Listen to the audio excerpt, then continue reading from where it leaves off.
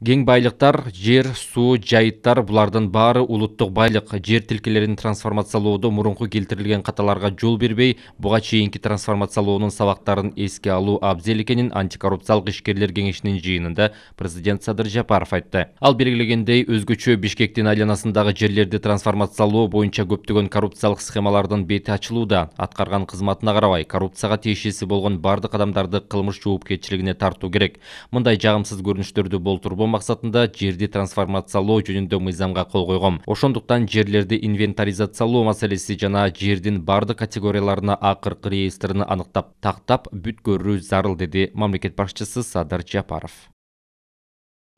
Элдин жана мамлекеттин кызыкчылыгына каршы келген коррупциялык кылмыштар тууралуу фактыларды билдирген адамдарга сыйакы берүү ыкмасын мүмкүн болушунча тезирээк ишке киргизүү зарыл. Бул усул көйгөйдү чечүү механизмдеринин бири. Коррупция менен күрөшүү жаатында иштеген коомдук уюмдардын ишин колдоо максатында Кыргыз Республикасынын Финанс министрлигинин алдында атайын адистештирилген фонд түзүлдү.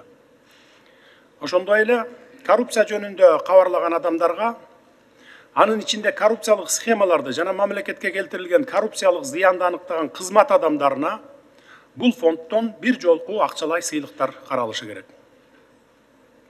Коррупцияга каршы иш-аракеттердин артыкчылыктуу багыттарына ылайык коррупцияга каршы күрөшүү боюнча агартуу иштерин жүргүзүү, коомдо коррупцияга каршы атмосфераны түзүү үчүн коррупцияга каршы иш жүргүзгөн коммерциялык эмес коомдук уюмдарга мамлекеттик колдоо, анын ичинде каржылоо чараларын караштырабыз.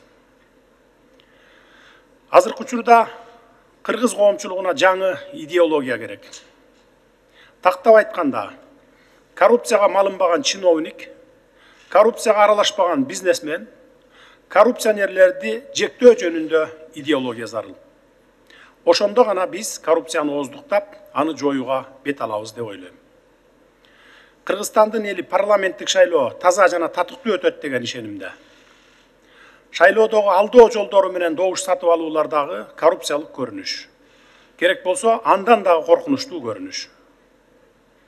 Паракорлук менен тууганчылыктын айынан мыйзамсыз жана адилетсиз өткөн шайлоо коомду бактысыздыкка гана түртөт.